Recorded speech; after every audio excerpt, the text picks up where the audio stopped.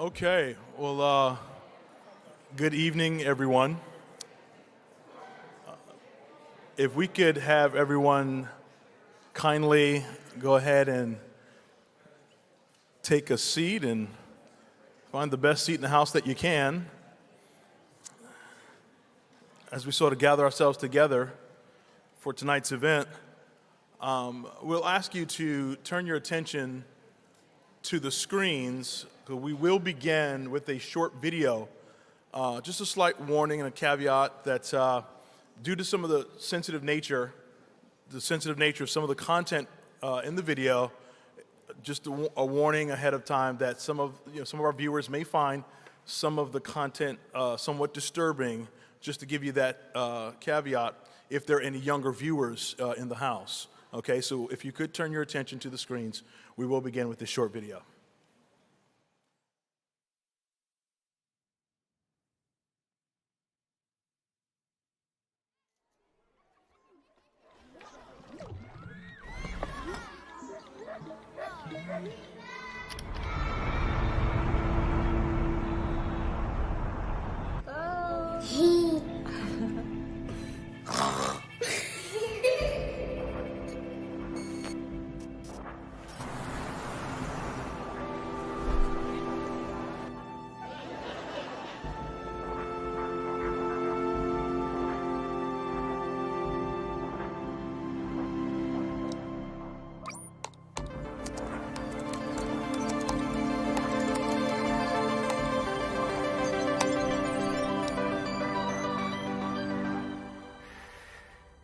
Hey, Mom. Hey, Dad.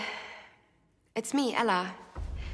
Well, a digital version of me. Just a bit older. Amazing what technology can do these days, isn't it? All you need are a couple of pictures, like the ones you share on social media, where they can be taken and used by everybody. I know, for you, these pictures are just memories. But for others, they are data. And for me, maybe the beginning of a horrible future. A future where my identity can be stolen just like that. Where I can go to prison for things that I would never do. Imagine my credit score being destroyed, Dad. Or my voice copied to scam you, Mom. Mom, I'm in trouble. I need you to send me money, please. I don't want to become a meme, humiliated by everyone at school. Kill yourself, you loser.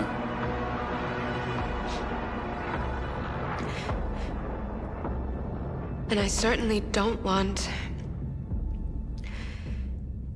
this.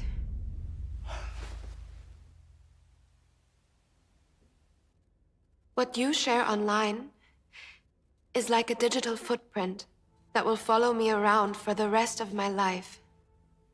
I'm telling you this because I know you love me and would never do anything to harm me. So please, Mom, please, Dad, protect my virtual privacy.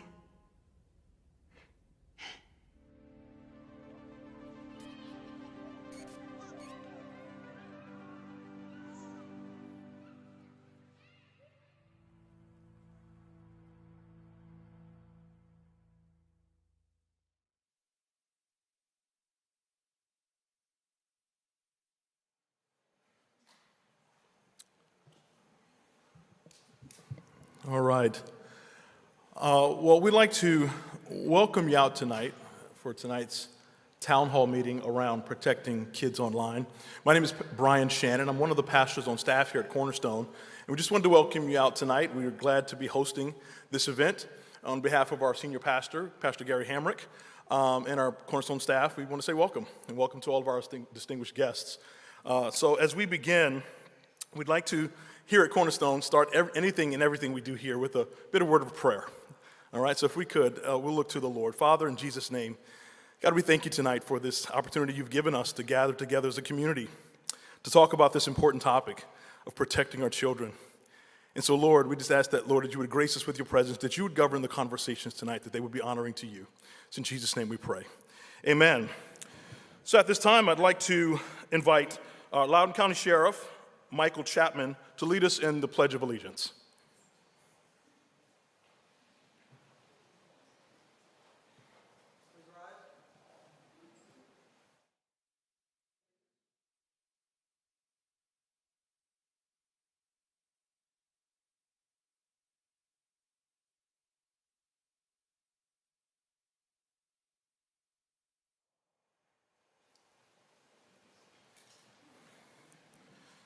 Thank you, Sheriff Chapman. So at this time, I'm going to introduce our moderator of tonight's town hall, Ms. Donna Rice Hughes. She'll be moderating tonight's town hall event, and we are excited to host Protecting Kids Online that's being led by Enough is Enough. So let me take this time to introduce Donna Rice Hughes, President and CEO of Enough is Enough. She's an internationally known internet safety expert, author, speaker, Emmy Award-winning producer. Her vision helped to birth the internet safety movement in America in 1994. She has given thousands of media interviews, including Fox News, CNN, Today Show, Oprah, Barbara Walters, and USA Today. She's also testified numerous times before Congress and served on various government task forces and commissions. She led EIE's The Creation of the Internet Safety 101 program, the first parent-focused curriculum in America, and produced and hosted the Emmy Award-winning Internet Safety 101 PBS TV series. Under her leadership, EIE authored the historic Children's Internet Safety Presidential Pledge, the Governor's Pledge, and State Attorneys General's Pledge, signed by political leaders nationwide. She spearheaded EIE's National Safe Wi-Fi campaign, calling on corporate America to filter pornography and child sexual abuse images on public Wi-Fi, which resulted in McDonald's and Starbucks filtering Wi-Fi in all of their stores in America. She's married to Jack and has 4 grandkids, 1 on the way, and a dog named Augie. Please receive Ms. Donna Rice Hughes.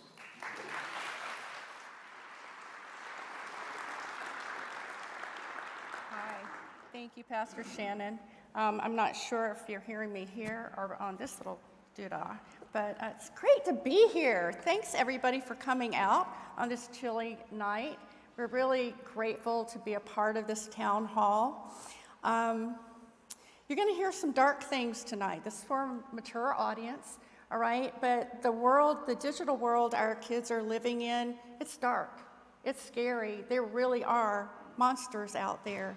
So we're going to shine a light on these different dangers, but then we're going to offer you hope and show you all the things that are being done to protect them online.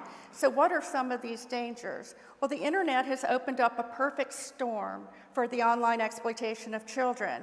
Anywhere a child is connected to the internet is where sexual predators, traffickers, pornographers, and others are grooming and exploiting our kids. Kids have free and easy access to all kinds of pornography and even child sex abuse images that we used to call child pornography. Predators and traffickers have anonymous and direct access to kids. Kids are engaging in risky behavior like sexting, which is sending nudes and posting them online. Cyberbullying is rampant, and big tech companies are putting profits over safety. And law enforcement, sadly, is often underfunded and undermanned. And then parents are just overwhelmed and often ill-equipped. And every time you think you've got your kids safe and everything locked down, something else pops up. And then there's AI, which you just saw, which is really the new frontier. So the bottom line, remember, I know most of you are parents or grandparents or you have special children in your lives. No child is immune from online dangers. No child is immune. Every time I hear a sad story or a horrible story, the parent says to me, or the grandparent always says, "Donna, I've heard you for years, but I never thought that this would happen to my child." The bottom line to remember is where kids play, predators prey. This is a nonpartisan issue that has garnered wide bipartisan support in the 30 years I've been working on it. So this community town hall, like I said, will address all of these issues with a focus on prevention, criminal justice, corporate responsibility, and parental empowerment.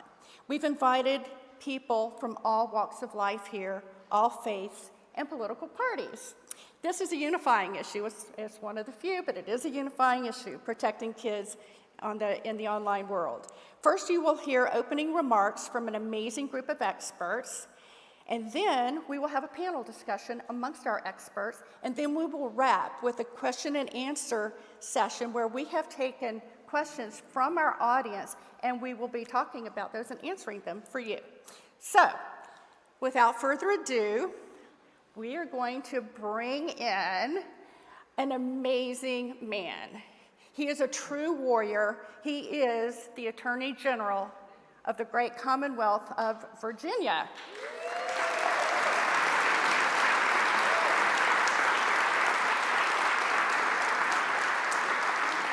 Come on up. In November of 2021, Jason Miyares was elected the 48th Attorney General of the Commonwealth of Virginia. Before being elected, he served for 3 terms in the State House of Delegates, and before that, he served as a prosecutor at the Virginia Beach Attorney's Office. As the state's chief law enforcement officer, which is a big job, he has taken great interest in raising awareness and combating human trafficking and protecting kids online. Working with the General Assembly, he has advocated for new laws that establish human trafficking training for law enforcement officers, for hotel employees, and for all first-year college students. That's great, I love it. He's also, let's see, I think I messed up here. He also started the 100% Business Alliance Against Trafficking. Okay, sorry about that, General. To raise awareness about human trafficking near places of work. He also partnered with the National Child ID Organization to help parents prepare for the unimaginable situation of having a missing child. The General is actively suing Meta, the parent company of Facebook,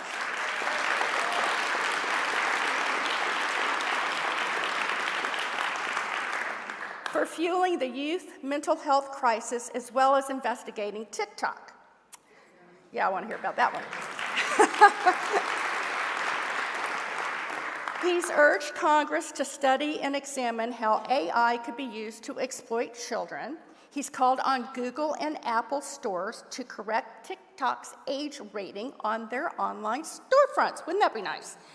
And he has also led a bipartisan state coalition urging the NTIA to establish a legal framework for artificial intelligence. And without further ado, General, the stage is yours. Thank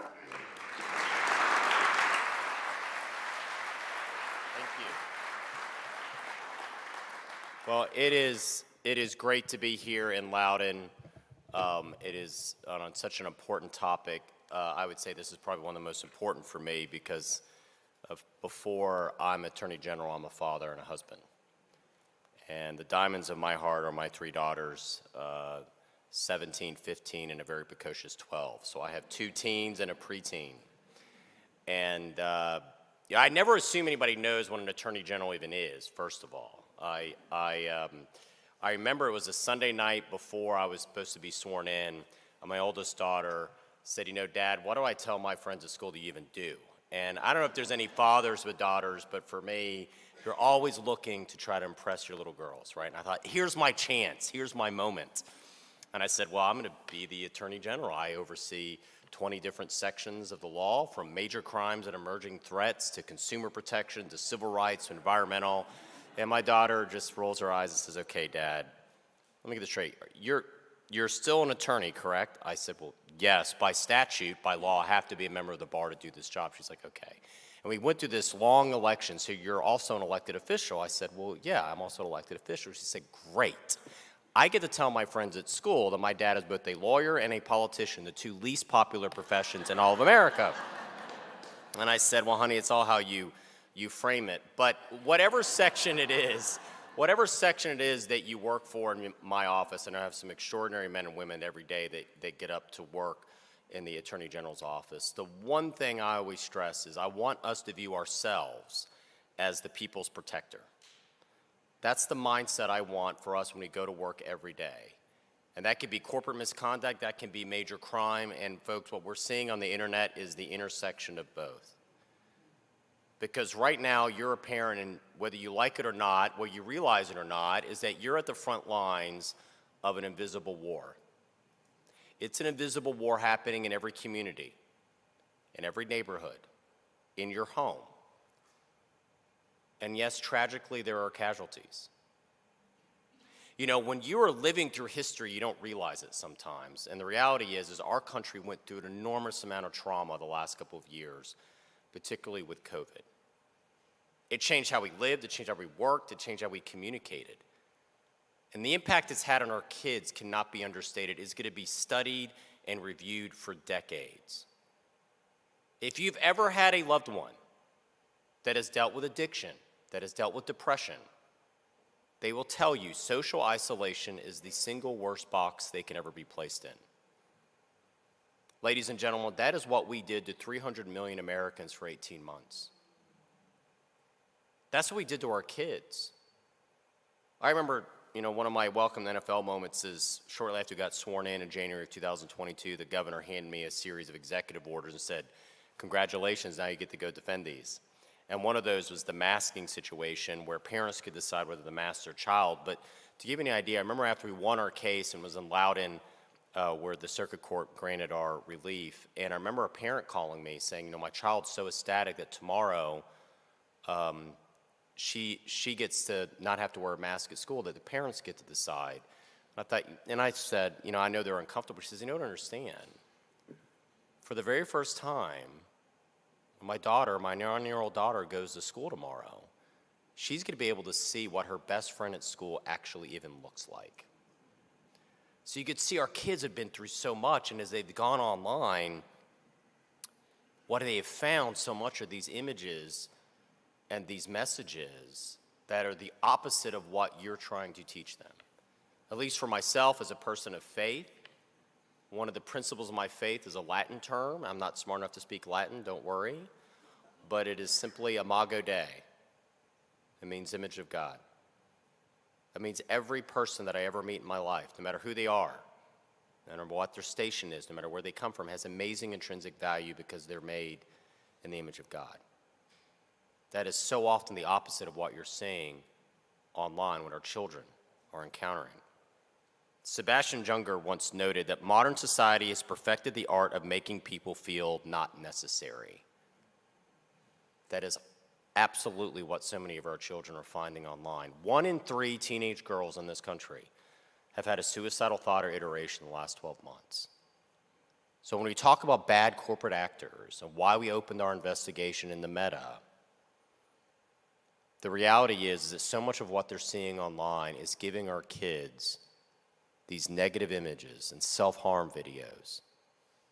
If you think about what we have right now in this country, you have, on one hand, you have federal law, COPA, which says that no child under the age of 15 can be on these social media platforms without explicit parental consent, right? But you have social media platforms that have done virtually nothing to enforce that. They could. It would not be difficult. 45% of every 10, 11, or 12-year-old in this country has either an Instagram account, which is run by Meta, or TikTok, which is run by ByteDance, which is a Chinese company. 45%.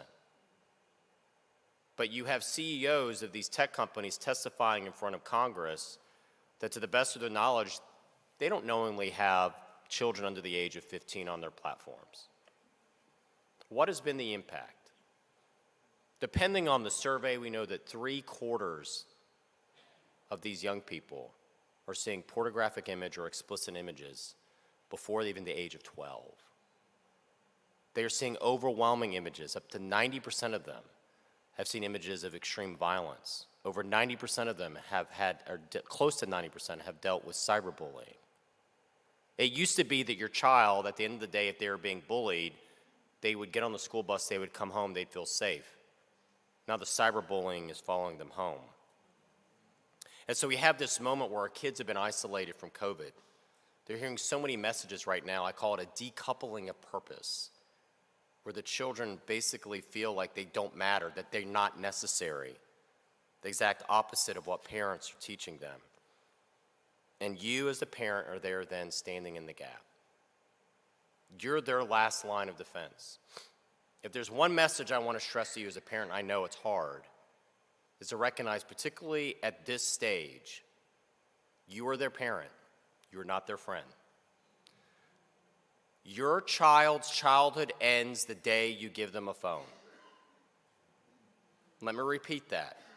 The day you give a child a phone, a smartphone, is the day your child's childhood ends. Now, some of you already have, and that's great. And I understand that. My teenagers have smartphones. They can be an incredible tool of both good. I can track where they are at all times. It's very, very convenient. But it also can be an incredible tool for evil. And what is happening online in many ways, in many sectors, is evil. Your child is much more likely to meet a sexual predator online and in their neighborhood, in their bedroom on the phone, than ever in your neighborhood or at the mall. That is where they meet sexual predators, because they will exploit your child. They will seek out those that are vulnerable.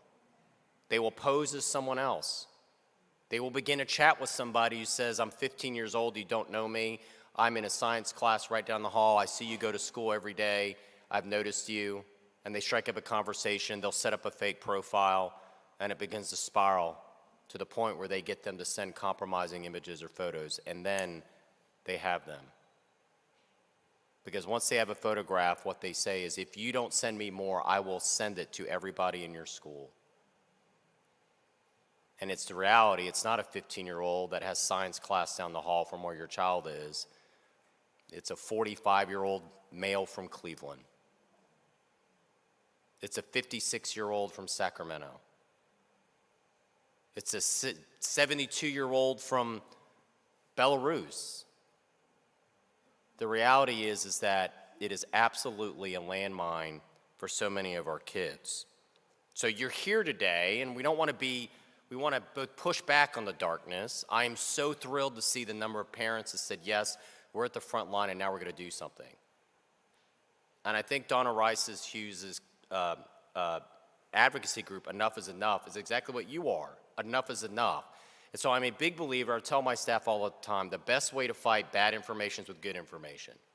Because I'm convinced about 90% of life's problems can be traced to poor or miscommunication. So we hope today, my earnest hope today as your Attorney General, is also to talk to you, not just the warnings, the things that you could do as a parent to protect your child, but also talk about those tools as well. And you could see by having Sheriff Chapman and others here, this is a bipartisan issue. This is both federal, state, and local issue. I do not know when we as a society got to a point we decided that protecting our children's innocence would no longer have a priority. But I could tell you, as your Attorney General, protecting your child's innocence is a top priority and one that I will fight for every day, and I look forward to the discussion. Thank you all. God bless you.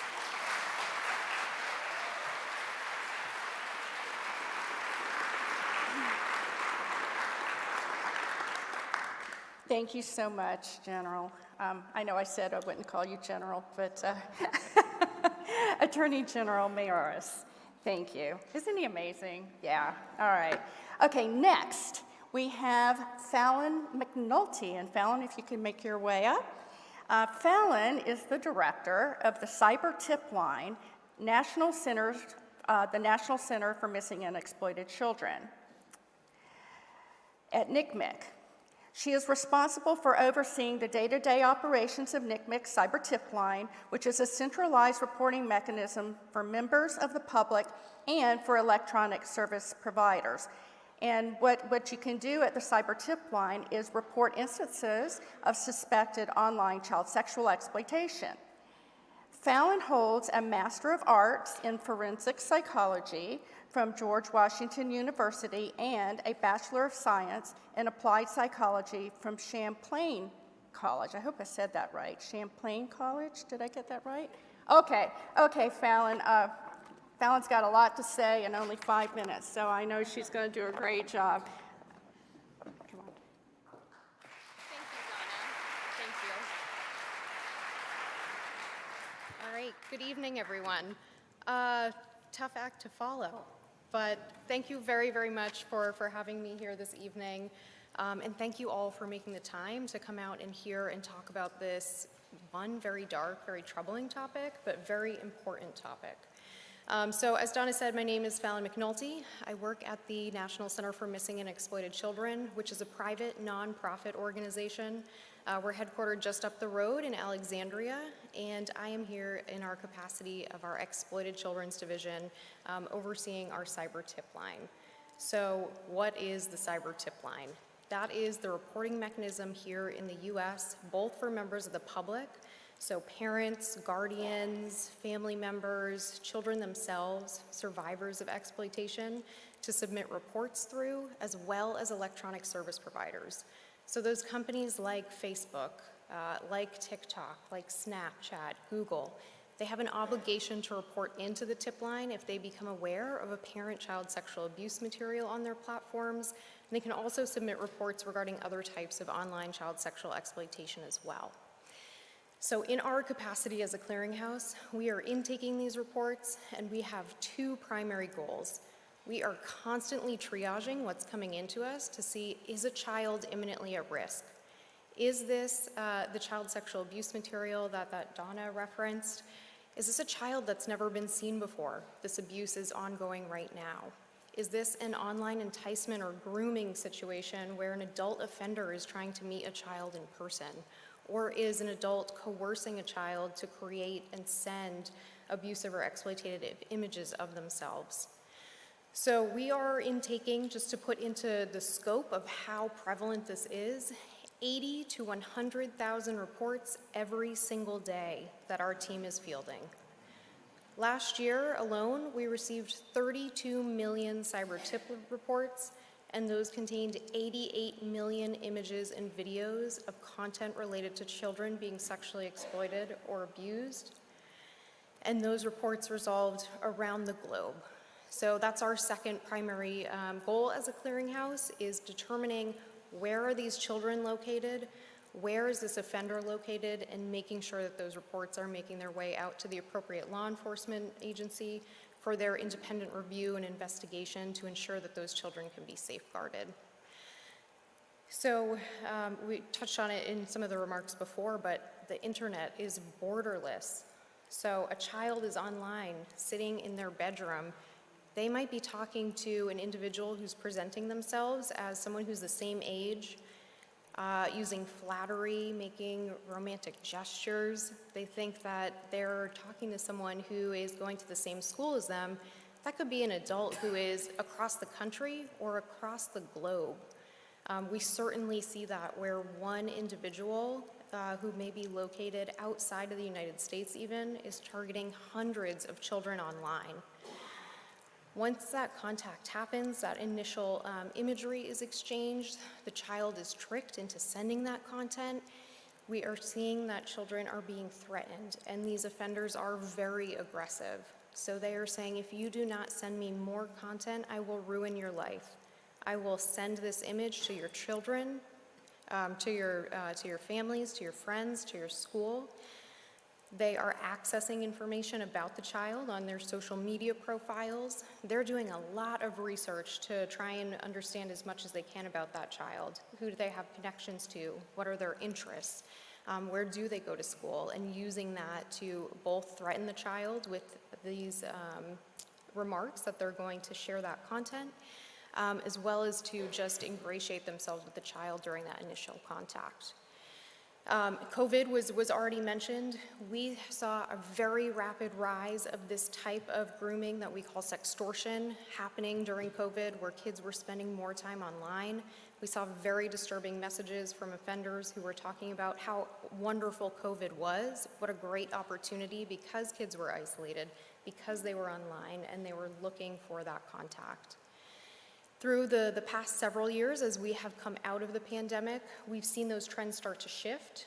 So something that I hope we'll have a little bit of time to talk to in the question and answer portion, new trend of financial sextortion, financially motivated individuals who are being very aggressive and grooming and sextorting children, as well as being able to talk about some of the things that you all can do if you become aware of these incidents or if you need help, the resources that NCMEC has available to provide that help.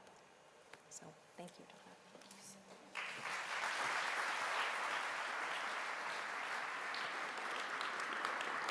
Thank you so much.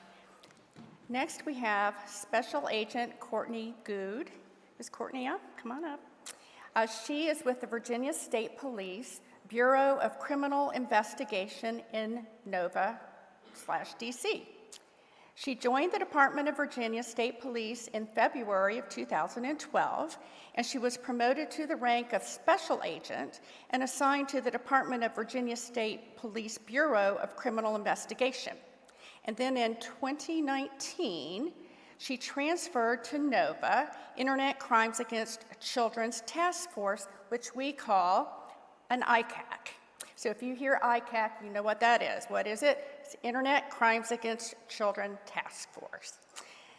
She has a passion for identifying those who prey on children and bringing perpetrators to justice. And in addition to her casework, she conducts internet safety talks to raise awareness and empower parents and children to take action when faced with suspicious or unwanted behavior.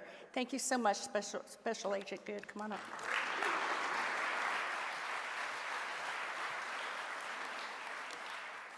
Good evening. I'm so excited to see how many of you all have just shown out to talk about this special.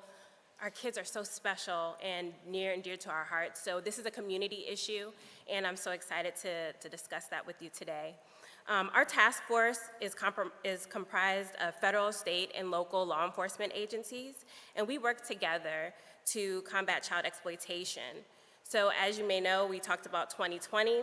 Our task force received over 5,000 cyber tips. As Fallon was saying, there's an increase. Well, I checked on Tuesday, and as of Tuesday, the 28th, we at the DC, Northern Virginia ICAC, we have over 9,300 cyber tips to date. And we are probably gonna hit 10,000 before the year end. This number is due to the influx of electronic devices, the creation of social media platforms, of course, the gaming devices, apps, and an increase in our children's online presence. I'm a parent, as you are, and I know that it's very difficult to come home from a long day of work and then have to figure out these gadgets that our children are looking into. And so I want to give you some tips on how to navigate this world that we're living in. So it's important to note that the offenders, they want new content and seek to exploit our children both physically and financially. And so it's really important for parents and guardians to start talking to their children at a young age. Start talking at 4. It's the same way that you talk to your child about going to the playground. You don't say, here, go to the playground and have fun. You say, these are the rules. You need to not talk to strangers. Don't take candy from someone.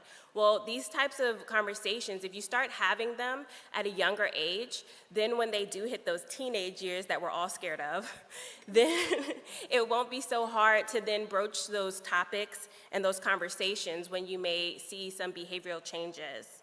And so we want parents to know that you are the first line of defense.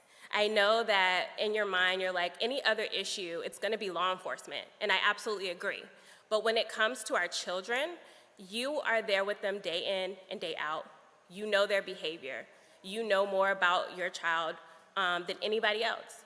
And so we need parents to continue to just take a Wednesday out of your day and maybe just every Wednesday look at a cell phone or a tablet.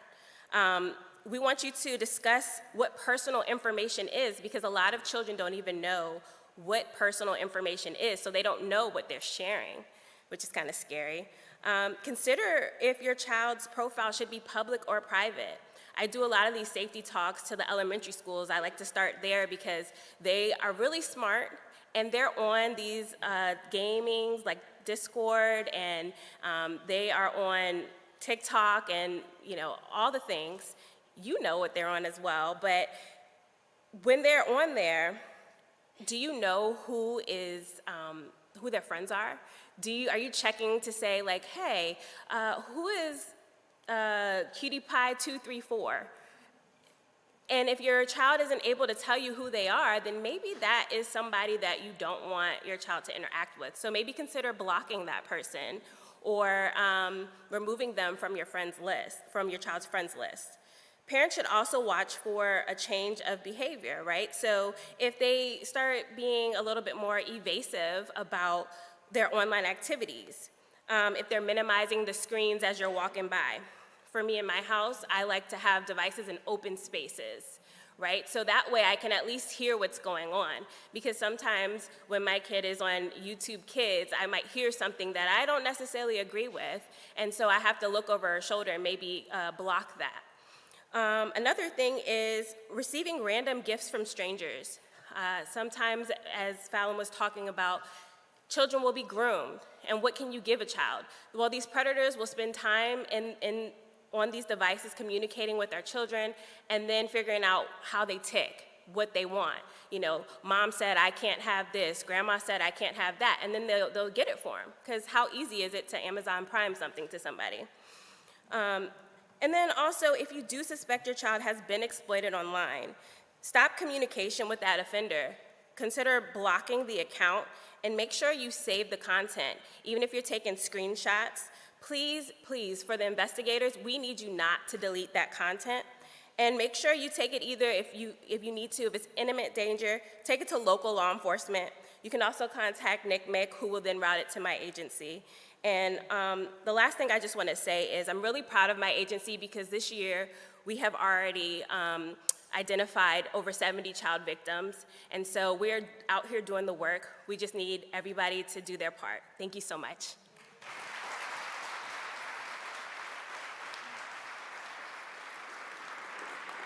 Thank you so much, Courtney. Next, we have Pastor Brian Shannon. He is the assistant pastor of pastoral care at Cornerstone Chapel, and you are in the ministry building here. In case you didn't know, it's a brand new building. Pastor Shannon spent 4 years working as a mentor and youth advocate through the Department of Juvenile Justice. So there you go. He's got some law enforcement background there. Okay. And also as a health associate in a group home.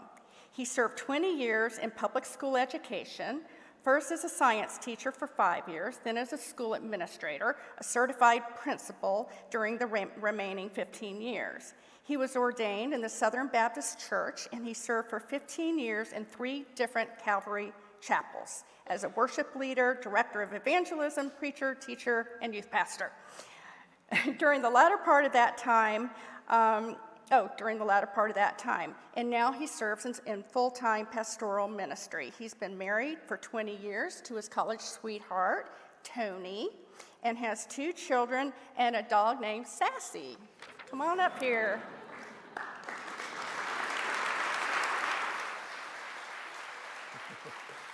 Thank you. So yes, I did wear a lot of hats. And so as I worked in various capacities, both as a school administrator and now as a pastor in full-time ministry, I was also a youth pastor for a number of years.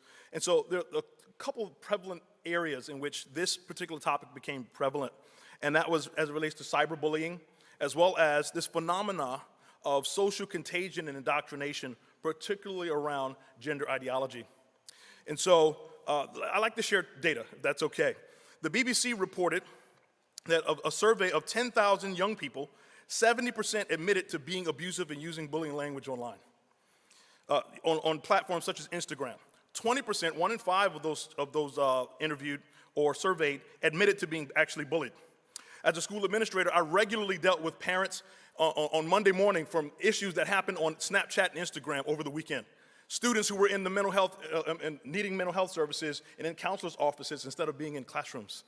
As a youth pastor, I was talking to people who were counseling with kids who were having confusion because of things they were seeing on TikTok. And so as a pastor, as well as a former educator, we have a responsibility. I do have a responsibility to point people in the direction to say, parents, you have a job that's a tough one, but you've got to do the parenting.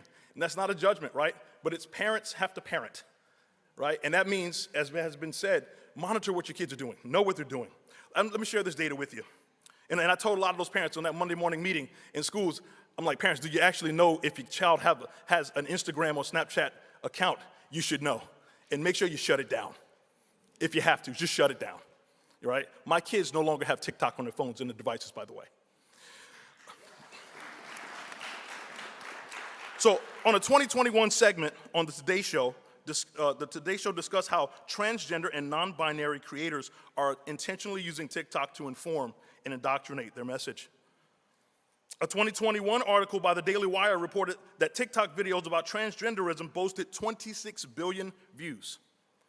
A study commissioned by the National Health Service in England reported that 10 years ago, there were just under 250 referrals for gender dysphoria, most of them by boys. In 2021, there were more than 5,000, which was twice the number in the previous year. And the largest group, about 2/3, now consisted of adolescent girls. I'm telling you right now, this is a targeted group.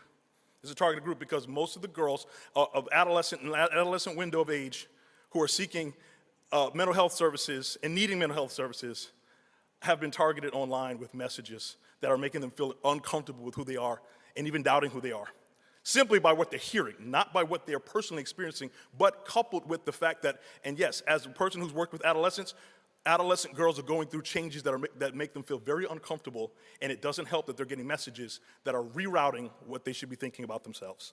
A 2022 article in Education Week reported that the number of youth that identify as trans is twice as high as what was previously reported in 2020. What happened in 2020? Pandemic. What are kids doing? Learning at home, in front of screens all day long. What are they doing? Being inundated by messages online. TikTok, it blew up. A 2023 article in the New York Post reports that emerging studies are showing that trans-identifying youth is a social trend and fad that is on the rise, and the number one impacted group is, guess who? Adolescent girls. Journalist Abigail Schreier wrote a book called Irreversible Damage. If you don't have that, I would suggest you look at things of that nature that shows research around this social contagion. Why is it important? Because our adolescent girls are being passed over mental health evaluation just to simply push them to medical professionals who are telling them that it's okay just to go ahead and transition without respect to what's actually going on in their hearts and minds. As a pastor, that's an important issue for me, and that's an important issue for us in ministry. As an educator, it should be an important issue for those, but unfortunately, oftentimes that doesn't become a topic of discussion in our public schools. But if I could say one thing to parents tonight, pray, watch, be aware, know what's going on, and make sure that you monitor what's passing through your child's heart and minds, all right?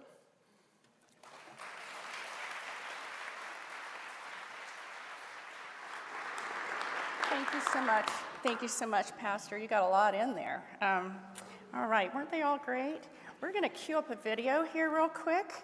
Let me just introduce it. A number of years ago, under another Attorney General in Virginia, I interviewed a convicted sex offender, and his name, we're calling him John Doe, and I asked him, I said, John, tell me your story. I want you to tell parents how you groom kids online, how you gain their trust. We talked for 3 hours. This is only 3 minutes of this interview. We have 11 minutes on our website, but listen to John in his own words. I was convicted of possession of child pornography and forcible sodomy, and was given a sentence of 45 years.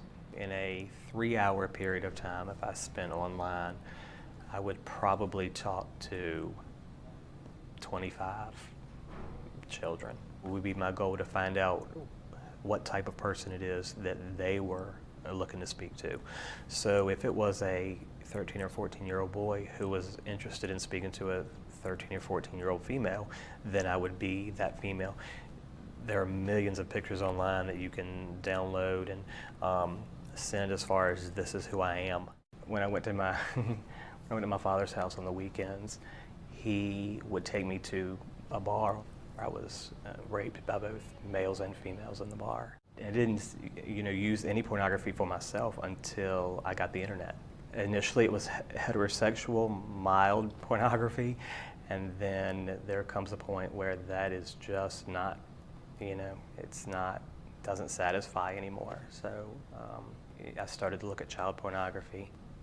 When you spend so much time online, I don't know how it affects other people, but it made me feel, it wore away my inhibitions. There's definitely research to indicate that child pornography fuels the desire and fuels the fire in someone who is interested sexually in children to go ahead and act on that.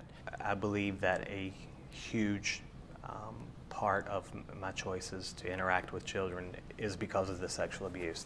I would see children as peers instead of as an adult-child situation. I absolutely believe that the kids who I talked to saw me as a friend. I'm certain that they trusted me. I'm certain that they liked me. Kids were very, very willing to send pictures of a sexual nature. They are inundated with sexual images and sexual conversation that allow them to very freely participate in those types of conversations and activities. There was a point where there was just no going back. You know, you get so, it's very much like an addiction. The internet is not the appropriate place for parents to give them their privacy. You know, I don't believe that children have the available resources, the knowledge, the wisdom to be able to prevent, you know, a predator from approaching them. There is a good, healthy amount of fear that the kids need to have because I think they're very trusting. So I think John's story shows that you can't detect a disguised predator. They can be anybody that that child wants. And, you know, his story just shows that so clearly. And his story also shows that there is, in fact, a cycle of abuse. And in his story, it started with early childhood abuse. He didn't tell about the time when he was a very young child. And then teen sexual abuse later. And then online porn addiction. We see so often now the pornography industry online is crossing over with the child sex abuse imagery, and there's a lot of cross-marketing back and forth. Also online in the pornography world is what we call barely legal, where they will have a female who is of age, 17 or 18 years old, depending on the state, but she looks 12 or 13, that whets the appetite of the user and then draws them into this world of child sex abuse images. And then, of course, you know, he began interacting online with kids and then offline, and then to jail he went. So I'm going to spend a little bit of my time here talking about online pornography. Studies show that pornography is a fueling factor in child sex abuse material, which is pandemic, as you heard from Fallon, child exploitation, trafficking, and other crimes. In fact, they found that oftentimes many of the people depicted in trafficking are actually or many people depicted in pornography are trafficked victims. So how many of you realize that the majority of the content online that is pornography is hardcore material? It's not protected speech. Now, people think it is because it's out there. But why is it out there? Because the laws are not being enforced. We have not had the federal obscenity laws enforced since John Ashcroft was the Attorney General. What is this content? 90% of it depicts some type of violence against a female. Common themes depict teen rape, choking, incest, and I can go on, but even describing it is sickening. This is what our kids have access to. Of youth consumers, 58% are under the age of 14 years old. I always say it's not a matter of if your kids will come across this kind of content, it's a matter of when, unless you have put the right safety measures in place. And one of those key safety measures is turning on the filtering, because it's good and it works, but it's really hard to do on all these different devices, on all these different platforms, and we're going to get into that in our safety section. But let me just talk about kids that are exposed to this. It increases the likelihood of their own exploitation times 3. And 50% of kids admit to watching violent pornography. There's a tremendous rise and escalation of child-on-child sexual abuse, and what they found is that oftentimes the two key factors are that the child has been sexually abused themselves, and they're also imitating what they're seeing in this pornography. Well, obviously, this material is highly addictive. It rewires the brain. Medical science has shown that now. And also decreases gray matter. I can go into all the other harms. There's a lot of it, and it's all on our site at internetsafety101.org.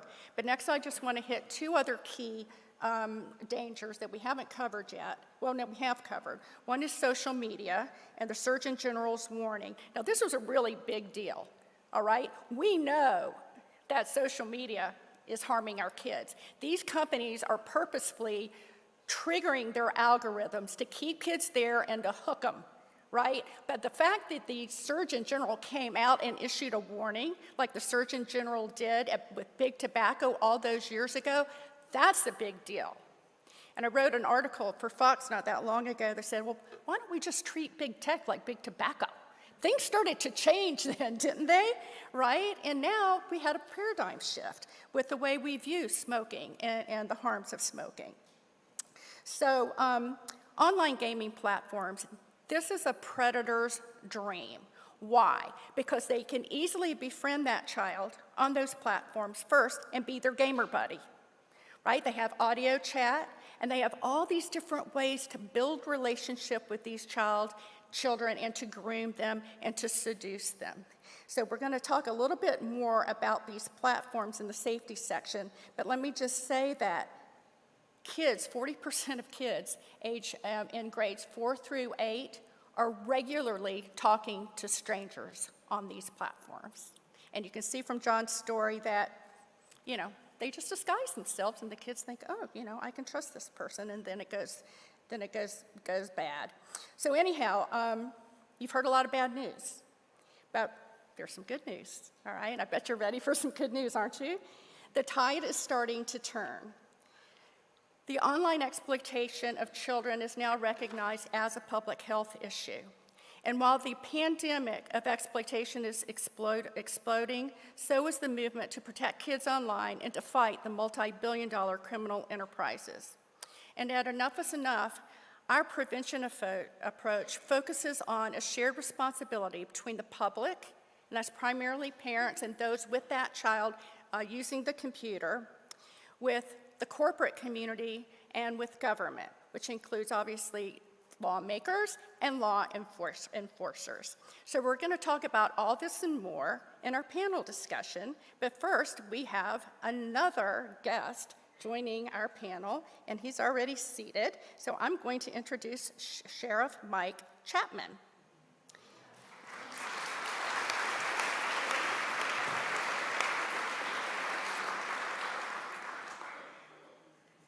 Sheriff Chapman was elected sheriff of Loudoun County in Virginia of 2011 and took office in 2012.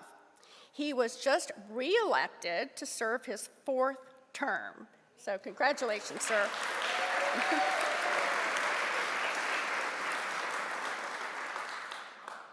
The Loudoun County Sheriff's Office is the largest full-scale service sheriff's office in Virginia.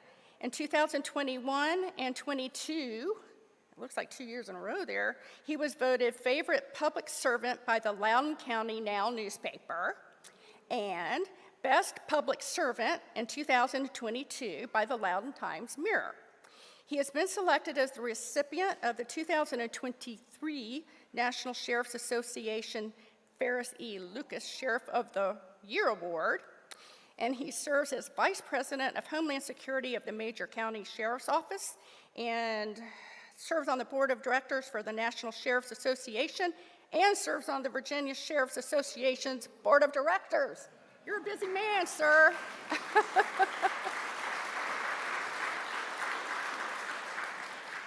So Sheriff, the first question in this panel discussion goes to you.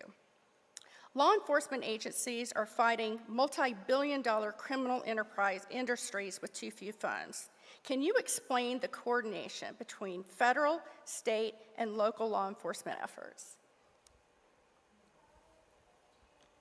Okay. Can you hear me? Okay. Well, thank you for that question, and thank you for the introduction. I know, we just heard a lot here, and you talk about NCMEC, and you talk about ICAC, you talk about what we do with our state and local resources, our federal interaction. We do work very, very closely with all our counterparts, FBI, you name it. We're all in this together. The most important people here, though, are you and the parents, and the fact that we all work together as parents and as citizens. I'm a father of 6. Probably the most important thing that's not included in that resume there is that I'm a father of 6 and I have 10 grandchildren.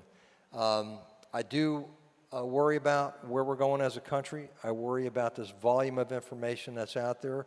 a lot of bad information. I think there's a lot of kids that don't realize when they put a photo up there how much information they're really putting out there on themselves. You put a photo up there, you got your cheerleader outfit on or something like that, and you got kind of the high school. It's so easy for anybody to look at that and find out, who you are, where you go to school, what your school hours are, what bus and everything you might get on and off of based on where you live. I mean, all you got to really do is Google, somebody when their name is out there, how easy it is to develop information for anybody out there. There's just so much information out there.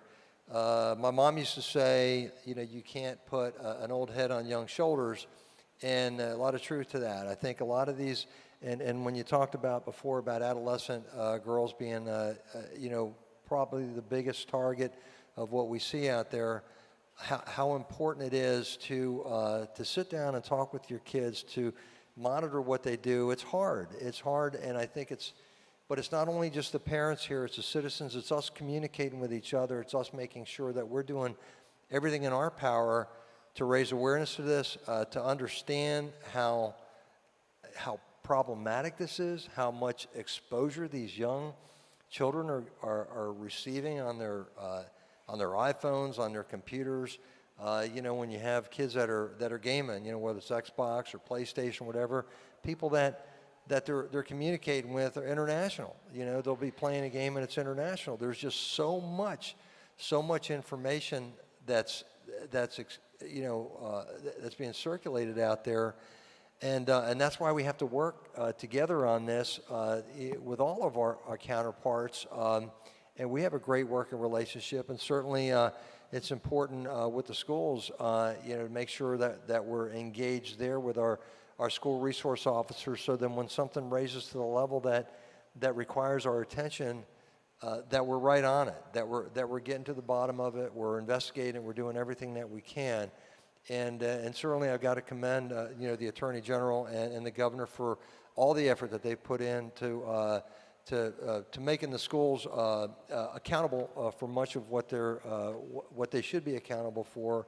And I know we have a very active and robust school resource officer program, so it keeps us engaged. So it's everything. It's from the kids, it's to the schools, it's to their friends, it's to the to the siblings, to the parents, to law enforcement. To everybody has got a part of this, and we all have to be aware of it. We have to exchange information, not be afraid to talk to our kids, and do whatever that we can to work with our counterparts across the board. And we have a great working relationship across the board, but the volume of these cases is so extensive, is so extreme, and it's such a heavy load. And obviously, more resources in this area is always important, but we do communicate well with our counterparts and do everything that we can to try to address this issue as quickly as we can at the ground level, and try to put an end to it before anything goes too far, where then you really have, some serious victims in this. Thank you so much. Would anyone else like to weigh in on that question? How are local, federal, and state? Okay, law enforcement. Okay, great. Thank you so much, Sheriff. Agent Good, 55% of children, according to stats, are meeting traffickers online. 85% of traffickers are using the internet to sell their victims and to solicit Johns. Trafficking is happening in our own backyard. Many of you saw Sounds of Freedom, which was a great movie, I might say. Wonderful, but I think it also gave people maybe a false sense of security that this is happening someplace else. It is happening here. It's happening in our own backyard. I interviewed a mom this summer for a webinar, Susan, a mother whose daughter, 13, was in a Fairfax County school. She was trafficked while at school by her so-called boyfriend, who ended up being in a gang, got pictures of her, manipulated her, made her have sex with other friends, and eventually got her into trafficking, where she was being trafficked after school while she was living at home, all the while going to school. How prevalent is child sex trafficking in Virginia, Agent? And what are the warning signs that parents need to be aware of? And then we're going to go to General Miyares and talk about what you're doing, because I know you're doing a lot. This is near and dear to your heart, sir. All right.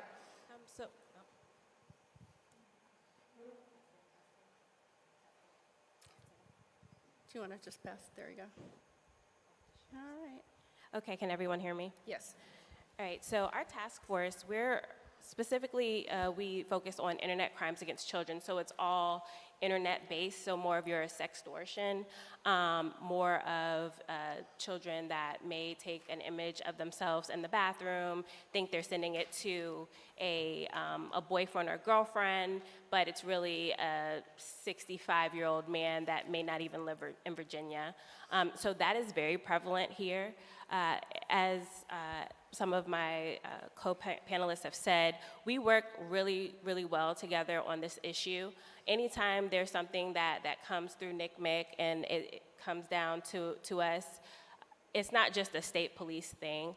It's a HSI thing. It's a Loudoun County thing. It's an AG thing. Like, we all come together and we rally behind these issues. I want to just say that I know we're focusing a lot on our female victims, but our male victims are out there. And I would say that my caseload personally is very heavy with the males. So please make sure you're taking the time to talk to your sons, because sometimes they are getting pulled into this because they think they're talking to a female, but they are really talking to an adult male. And so for me, that is a big thing that parents are missing. They're talking to their daughters, but not their sons. And the sons are not reporting it because they're embarrassed. Can you imagine being a 13-year-old little boy that has sent a picture of himself and then find out that you sent it to a man? I mean, it's very hard for them to overcome that. So then to take that next step to go to their parent and say, or guardian, and say, hey there, I did this thing. I can't get it back. I don't know how to stop this. So what I like to tell parents is make sure that you, when your child or whatever child that you love on, whoever comes to you and says, hey, this has happened to me, I know anger is kind of like the first response because you think your kid is smarter than that, but try to just come to them with love, because a lot of times in these investigations, specifically when they are having like sextortion or something like that, that one image that they're trying to tell you about will, if you go with them with anger, meet them with anger, then the rest of it, the other piece of meeting them at 7-Eleven or McDonald's, as investigators, we're not able to get to that until we maybe get a device. Or sometimes if you don't tell law enforcement, then you will never know that your child was actually, there's more that happened there. So please just make sure that when you do see any signs of this, don't just focus on your daughters. Please focus on your sons and grandsons. Thank you. And General Miyares. Well, I mean, I think just to piggyback on that, I think it's so critically important if you have a son to talk to them. First of all, to tell them, I love you unconditionally, always and forever, no matter what. And if there's anything you ever need, there's nothing you can ever do to make me not love you unconditionally, always and forever, because that is one of the first things they say. They tell you, what will your parents do if they find out? Mm-hmm. They have you. That's the perception. So you have to understand, if you're a 13 or 14-year-old boy, and there was a great article in the Wall Street Journal just last week that talked about, they think they're talking to a girl, they send a compromising image, and the shame they feel, and they feel trapped. They literally feel like they're in a room with no walls. You as a parent have to give them that door out and have that conversation. I can't stress that enough. As far as, some of the work that we're doing, a lot of it is communication, as I noted. We have a Hampton Roads and other human trafficking task force that have done incredible work. If you're a business owner, Donna mentioned our 100% Business Alliance Against Trafficking Club. We have an online portal. It's a training video. If you can commit to 100% of your employees being trained, we're going to recognize you, but it's simply a training video that you can watch, because we're all at the front line of this. For example, roughly 80% of those that are being trafficked have interacted with a medical provider in the last 12 months. Do you know that? Over 80% of those, they're in a room, they're with a nurse, they're with a doctor, and oftentimes the medical providers don't know the right questions to ask. So if it's somebody that works in the food industry, somebody that works in the entertainment industry. So we are a big believer that this is a partnership. I can't do it all on my own. Sheriff Chapman is one of the leaders in this area. fighting this, but he can't do it on his own. And so it's going to require you to be part of this in this partnership. And the other thing is the whole adage, if you see something, say something. Pound 77 VSP. That's how you send a tip to the Virginia State Police. Pound 77 VSP, and then explain what you've seen. The human trafficking ring that got busted up in Williamsburg, they were exploiting people as young as 14. That all happened because somebody saw something, said something, and that doesn't look right. If it doesn't look right, you see somebody checking into a hotel, they look disheveled. Usually if they're trafficked, oftentimes they will literally, and this is how sick these people are, they'll brand them. They will literally put a tattoo on their neck. And the psychological breakdown they do on these individuals. And so I think it's critically important that you're part of the solution as well. It can't just be my office or Sheriff Chapman's office or the Virginia State Police. It's going to require you to be as well. And then finally, if you have not done so, we've had a great public-private partnership with a National Child ID Kit. And you can get one of these out in the hallway, out in the atrium. Because if a child does go missing, God forbid, the three things law enforcement want above all else is they want a photograph. That's easy. You usually have a photograph. They want their DNA, and they want their fingerprints. So this is something that you could take with your child. They bite down on the corner of a piece of paper. It's inkless. They put their fingerprints. It doesn't go in the database. You can keep it in your family Bible, keep it in a locked cabinet in your house. And if, God forbid, something like this happens, you could turn this over to law enforcement immediately, and it's a fantastic tool. It gets those Amber Alerts out even quicker. It's a great tool for us to reunite children with their parents. You could take one of these out in the lobbies, but we've been proud of our work, but really it's been a partnership from day one. Thank you so much. Fallon, as we saw from the opening video, I hope you all got to see that, but it's online if you didn't. Artificial intelligence is a new and growing concern, and thank goodness it's getting the attention of our federal lawmakers, and will only escalate online child exploitation. Can you talk about the video and deep fakes and other issues that were brought up there, and what do parents need to know? Absolutely. So what we are seeing come through to the cyber tip line, this is constantly where our team is at the forefront of trends. And oftentimes when we're first hearing from something, it's from members of the public. It's parents, it's children who are reaching out as something is happening real time. And so with the new AI technology, we first started seeing this come into the tip line earlier this year. It's something that is very concerning.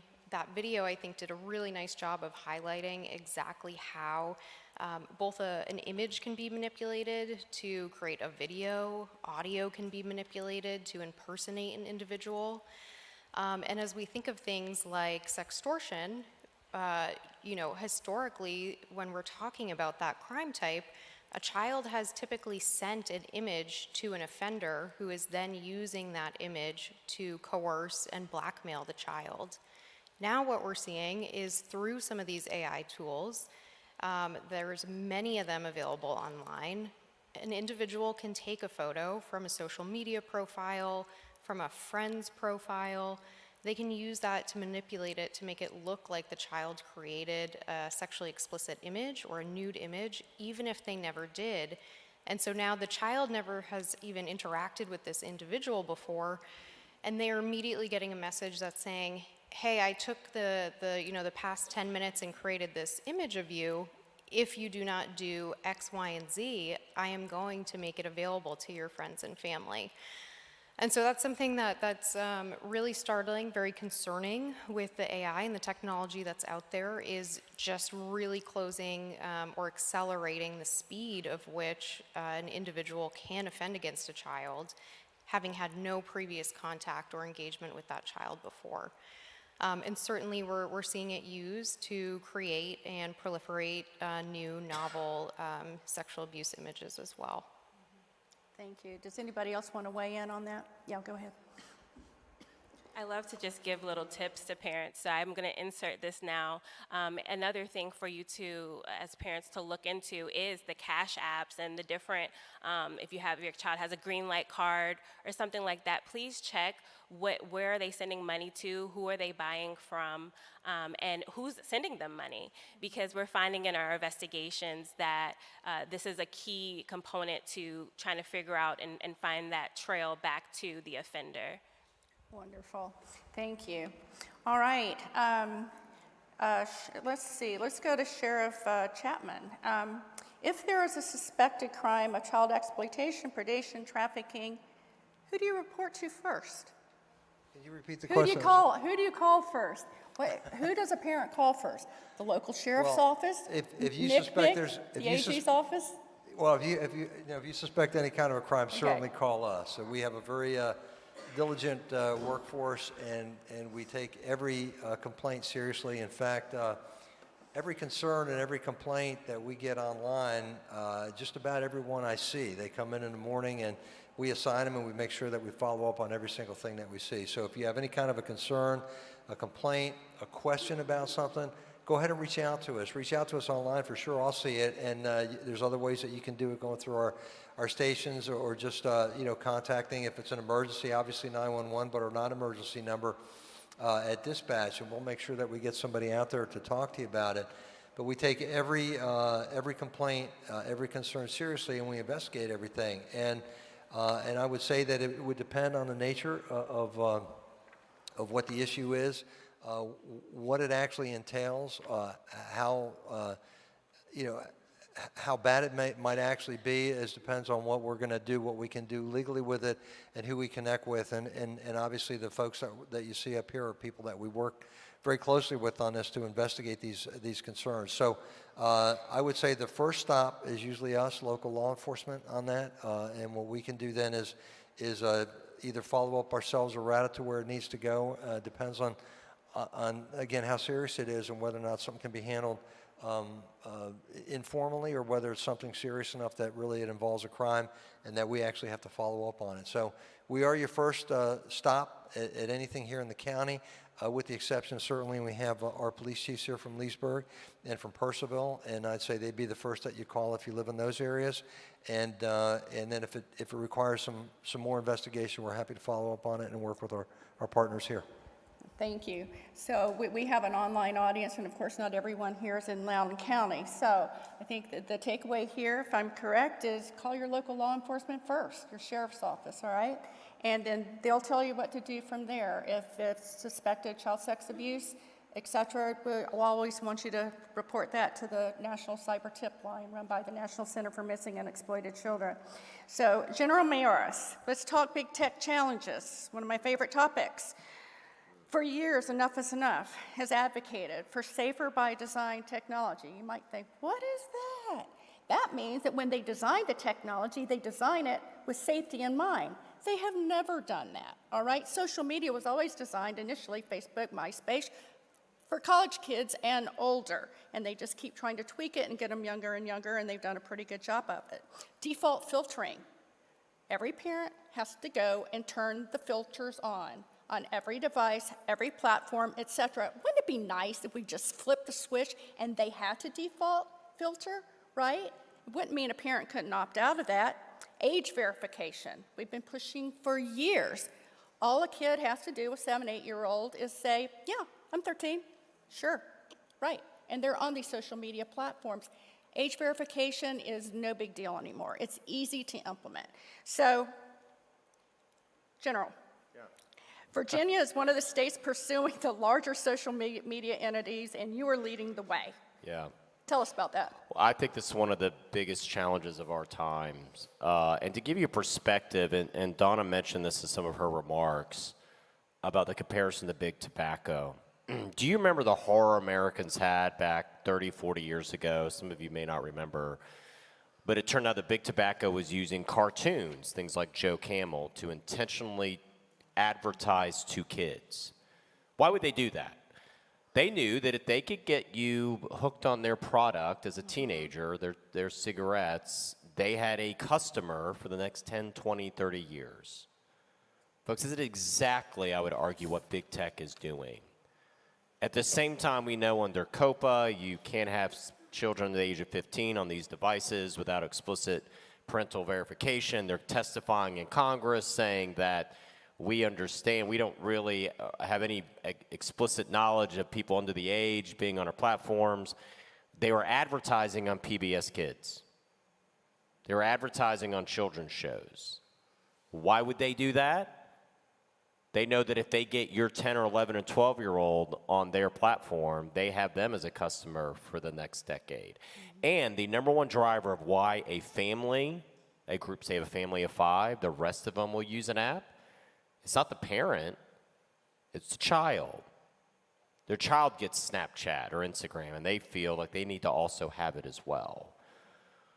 And so they've absolutely exploited these kids, and their entire business model is to keep your child online.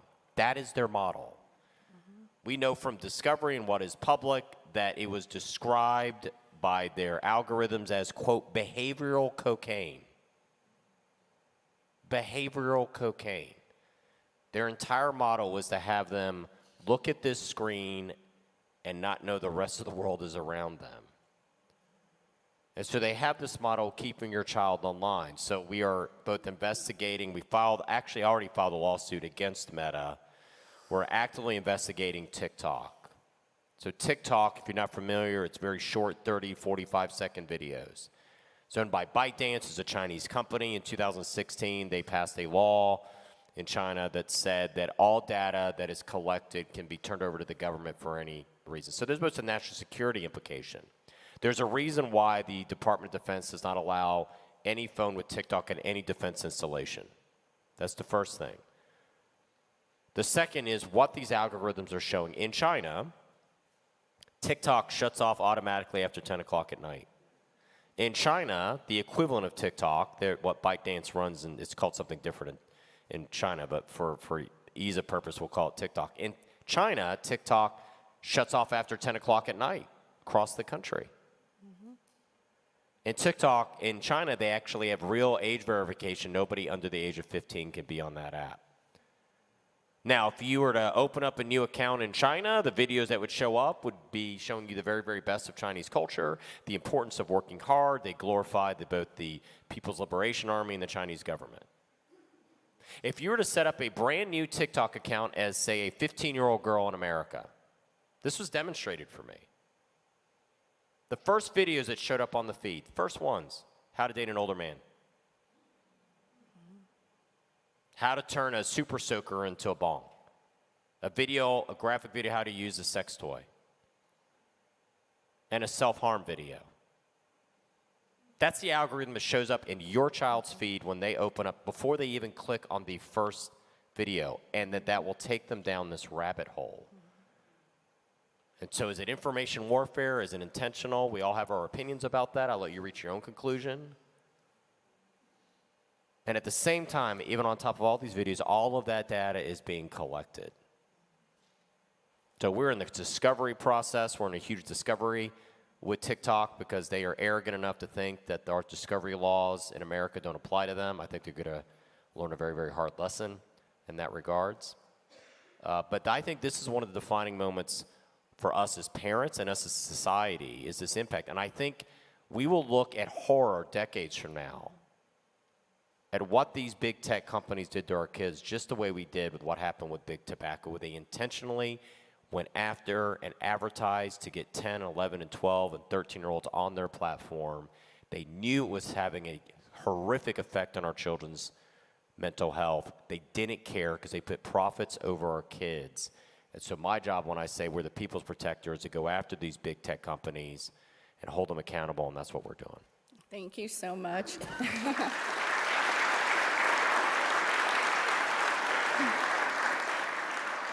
Pastor Shannon, thank you for your patience. I know you want to chime in on this because you talked about indoctrination and all that's happening in social media and how it's impacting kids. And you're even seeing this, I'm sure, now in the church family with kids in the church. So why don't you just pick this up and carry it away? Absolutely. And to the All right. point, thank you, Attorney General.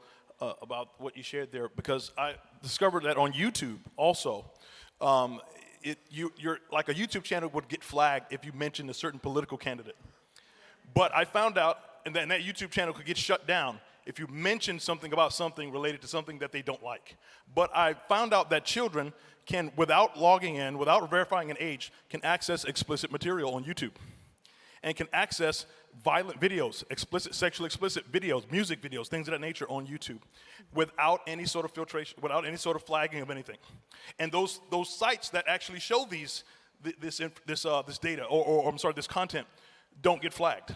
And so it's intentionally, again, like you mentioned, designed to suck your children in. And so just, again, be aware of what your children are watching out there, because it becomes, very important, because they can slide by, and it's by design. That's right. Can you talk about the spiritual battle that we're in? Because I hope that it's clear by now that we're fighting pure evil, right? A lot of it is driven by greed and big profits. But behind it, there's a spiritual war. Absolutely. So could you address the spiritual war side of this? What more the church, or what the church can and should be doing, right? The power of prayer and just all that goes around how we really win these wars. We have to start with recognizing where they're originating from to begin with, and that's in the dark, demonic world. Yes, absolutely. As a pastor, I'm going to tell you right off the bat that this is spiritual warfare, and that the scripture says that you have to have your senses sharpened, that you can recognize good and evil and discern it. And the only way we can do that is by prayer and the word of God. And so if the lens that you're using to determine what is evil is simply just our own impressionable or our own subjective ideas, then you're going to be fooled. But you have to have an objective lens of truth. And so that's what we believe. And so that objective lens of truth tells us that all that is in the world, please know this, the scripture tells us this, all that is in the world is the lust of the flesh, lust of the eyes, and the pride of life. Those three themes are actually is everything that's coming through the airwaves, right? And so just recognize, be on your knees, pray to the God of heaven, use the word of God as your lens, and use that as the lens through which you're teaching your children to identify what is evil and what is good, right? And then hold them accountable. Be there. As has been said, look over their shoulder, right? Pray over them at night. Don't allow them to be in front of a screen, allowing a screen to feed their spirit at night without there being any sort of filtration. You be the shield in front of that screen that's shielding them from those evil darts that's going to penetrate their hearts. And so you have to do that. That's right.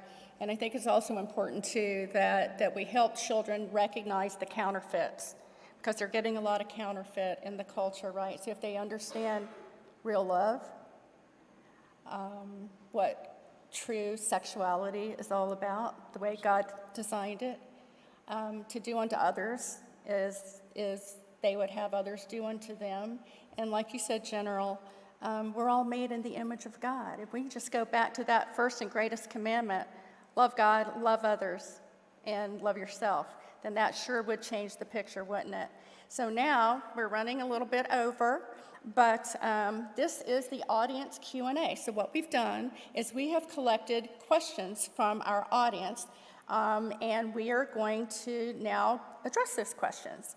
And we're going to really focus here on safety. And I'm so glad that each of you have talked about safety. So we don't have as much ground to cover as I thought we would here.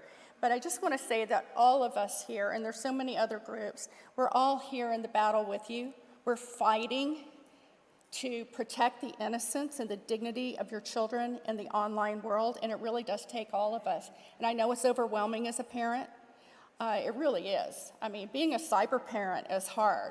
You know, like we said, I think someone said earlier, you know, if you talk to your kids about what they did at school today, you need to do that every day with what your kids are seeing online. If they're online every day, you need to have a conversation about what they're doing online every day and be that trusted adult that they come to. And so I think you cannot start that too early, and help them understand that this device is not a toy. It's a tool. And you've heard it said here, you're the kid, and God gave you a parent for a reason. I'm your parent first, and I'm here to protect you from all the stuff that's out there that could harm you and possibly devastate your life. All right, so we're going to come right here to the final section, And our goal is to give you hope, all right? So, these are questions from our audience. What tools, and this is, anybody can chime in here, all right? What tools can we use to safeguard our kids from being targeted or being able to go to sites that they shouldn't be going to? Well, here's, first of all, a very easy thing you can do as a parent that doesn't even require you to first download filters, which you should, and I'll get to that in a second. Don't let your child keep their phone in their room at night. Have a rule. Have a rule. You know, we actually, maybe it's a lawyer to me, I drafted a, quote, contract of requirements, made them sign it before they got their phone. And I don't care if it's your bedroom or in the hallway upstairs, a charging station. And pick a time. It could be 9 o'clock, 10 o'clock, depending on how old they are. That has to be there. Don't let them use the excuse, oh, it's my alarm. Go buy them alarm. You can get one at Walmart for $5, right?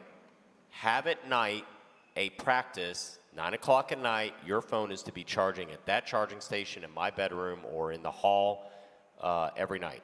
Period. Do it. Your next family share time, your next family meal, just say we're going to institute some new rules. If they complain that's not fair, that's a great moment for you to tell them life's not fair.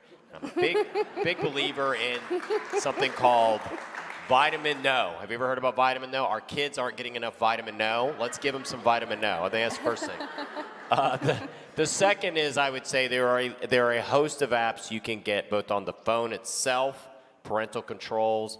There's Bark, there's Aura, there's Family Keeper. There's a lot of filters that both will also notify you as well. And I think that's half the battle. Here's another thing that's great and also get your child's passcode. Don't allow them to in any way say that you don't have a right to that phone and unlock it any time. If they know that phone is going to be in mom and dad's room at night and they know the passcode, boy, they're going to self-police themselves a lot. I can tell you that.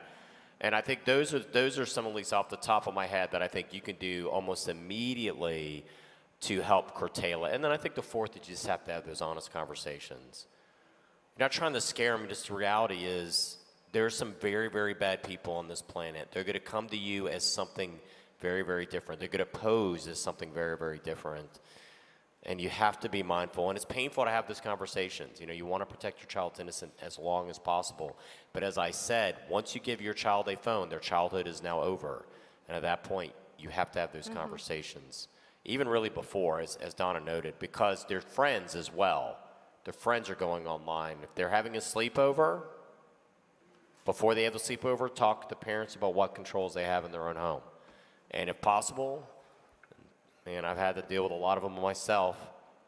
Sometimes it's the best to just have the sleepover at your house. You're not going to get as much sleep. You have a much better idea because you know what controls you have in your house versus what your neighbor does. Anyone else? Thank you. Thank you. So I do want to give a shout out. I have several colleagues who are here this evening, so absolutely you have a chance to go out and visit our booth in the hall. We have lots of different material with us here tonight, as well as available on our website at missingkids.org.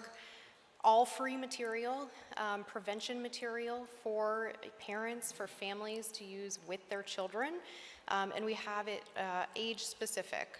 So for younger children, for example, we have an animated cartoon series called Into the Cloud. Each episode is going to tackle different things that children might come across on the internet, how they can be safe online, all the way up through video modules for teenagers to be watching and for parents to be watching as well, with guided discussions of how do you talk about it with your kids. And then what do you do if it happens? So I think, you know, for so long the messaging has been, don't do this, and Special Agent Good, you've very much highlighted this before, but offenders know that, and they are using that shame and that humiliation. That's how they're targeting children once something happens. So really being able to talk with your kids, with the loved ones in your family about, if something happens, who do you go to? Who is the trusted adult that you can come to so that you can work through it together? And then certainly, you know, any of the resources available at NCMEC with the cyber tip line. Members of the public, families, children themselves are able to report through our website at cybertip.org. You can call into our 1-800-THE-LOST phone number and speak to a representative on our team. Not only are we going to take in all of that reported information and make sure that that gets to law enforcement, but we have a whole team that is dedicated of mental health professionals called our Family Advocacy Division, who are working with families across the country who have experienced similar things, who can help with resources regardless of where you're located. They will work to find something in your area and make sure that families are set up with those services. And then for maybe folks who aren't at a place to report yet, we have additional resources too. So we just recently launched last year something called Take It Down.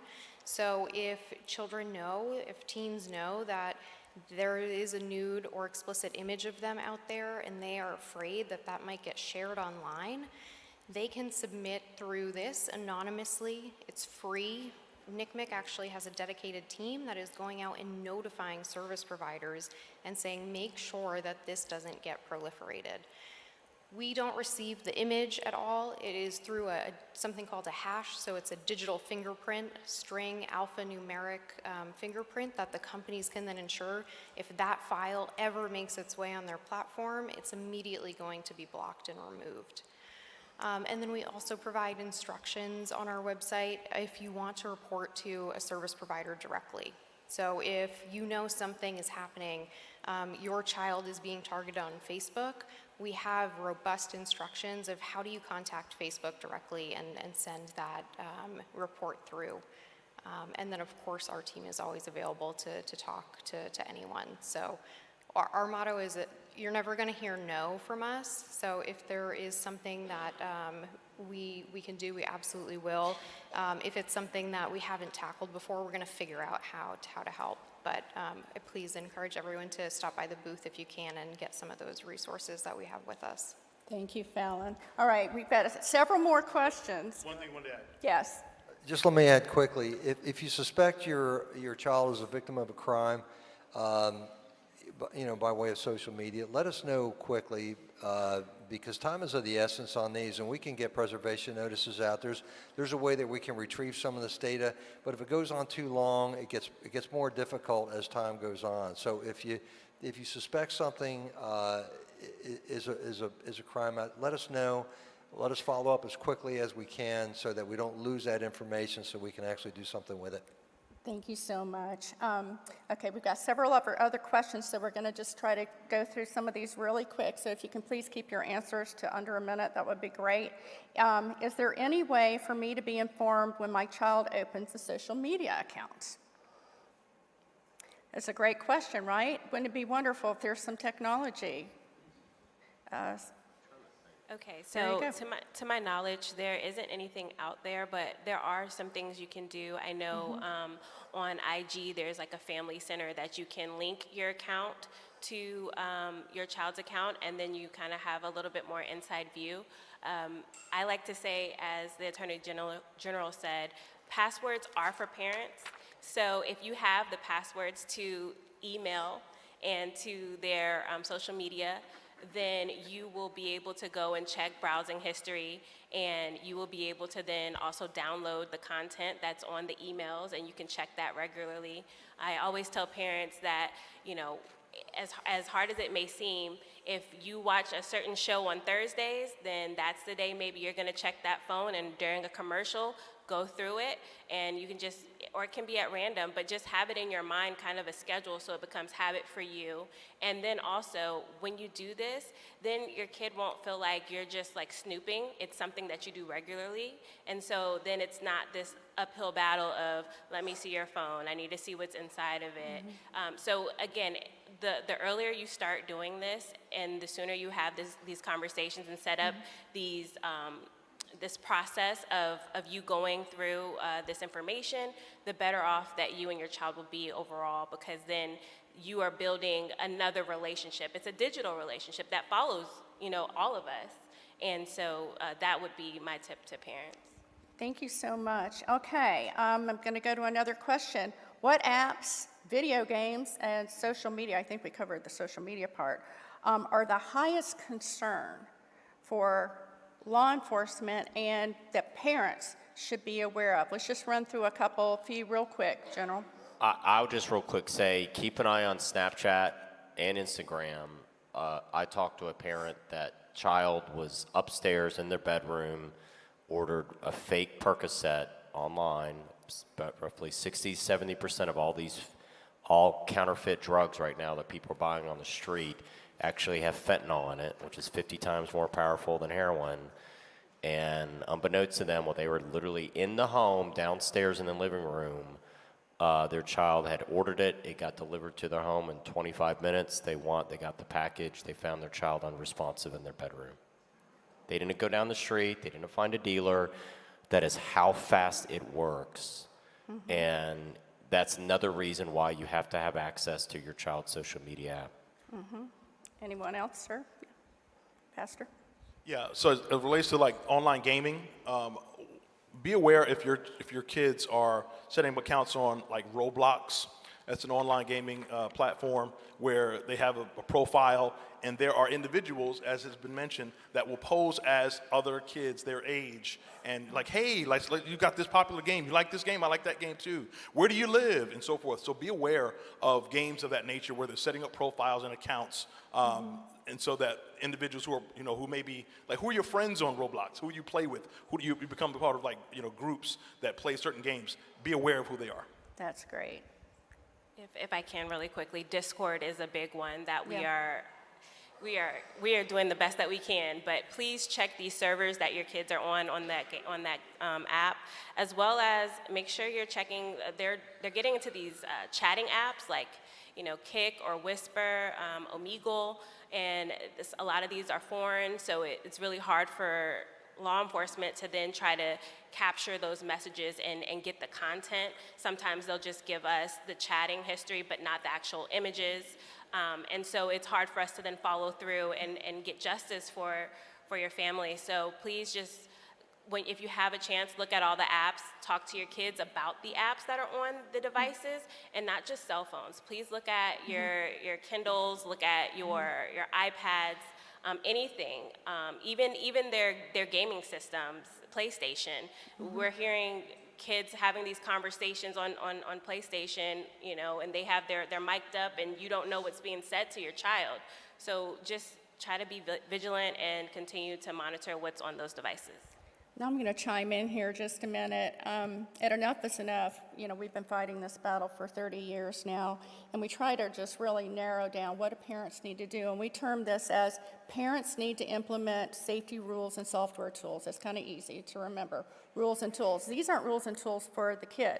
These are rules and tools for the parent, all right? This is what the parent needs to be doing.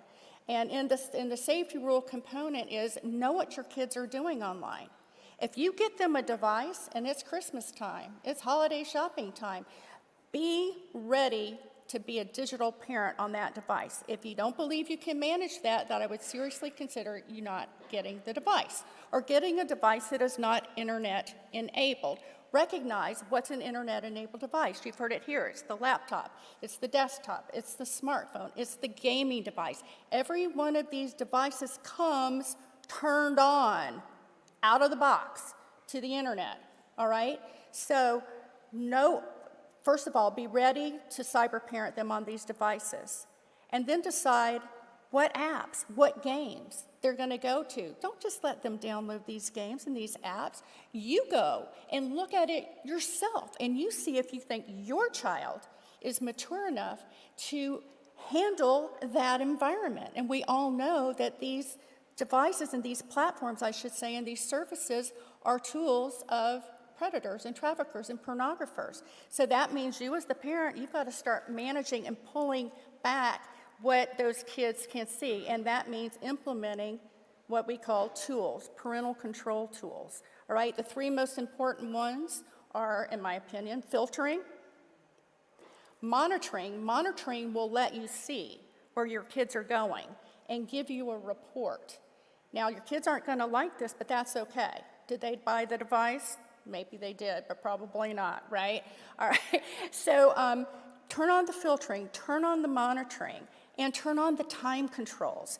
Most of the devices and the platforms and the services have tools. Unfortunately, General, as you know, they're often buried. You can't find them, all right, which makes it very difficult for a parent. If you've got 2 kids with 3 devices each, and they're on 5 different platforms and 2 different, games, then all of a sudden you've got like 20 some odd platforms and devices to try to figure out how to manage. So think very carefully about what tool you let your child use. And I have to say, I like this idea of wait till you're 13 for kids to even have access to the internet, quite frankly. I mean, it was not designed. It's an open world. It's been unregulated. We used to call it the Wild Wild West in the early 90s. It still is, because the bad guys are still ahead of all of us who are trying to protect the innocence and the dignity of our children. So at Enough is Enough, we also have a lot of resources like Nick Mick does. You can go to our table as well, where we talk about warning signs on each of the different areas, whether it's gaming, bullying, predators. You go to Internet Safety 101, you can look at the section.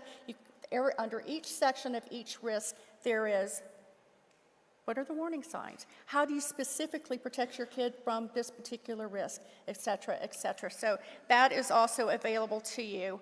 So this is going to conclude the Q&A section. I think I'm not following this clock here, but I think we're pretty close to being on time. So first of all, thanks to all of our panelists. Thank you guys so much. Would you guys give them a big round of applause?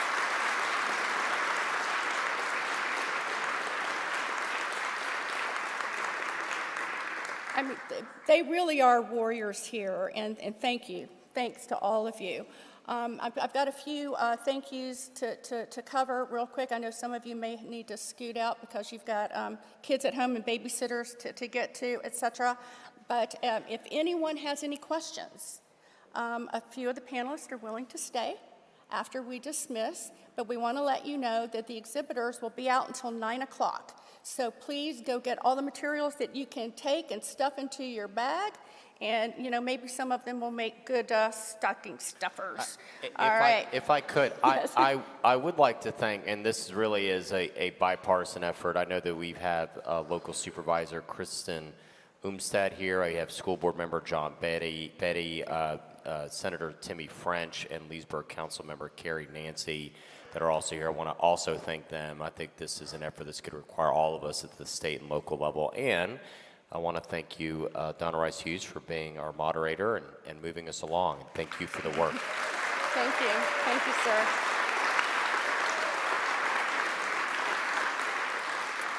Thank you. That's very kind.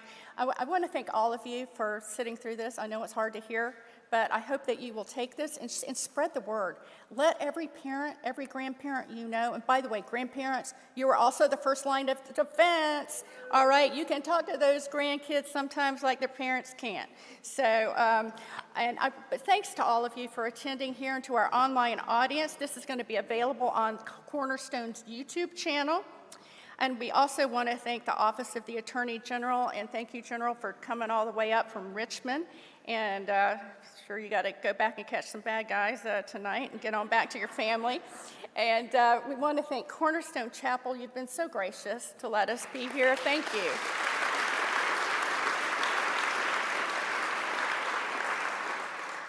And I also want to thank the team at Enough is Enough. They have just worked tirelessly. And anybody that's been associated with putting this event on, could you please stand up? And I want to get a shout out. Go ahead, stand up.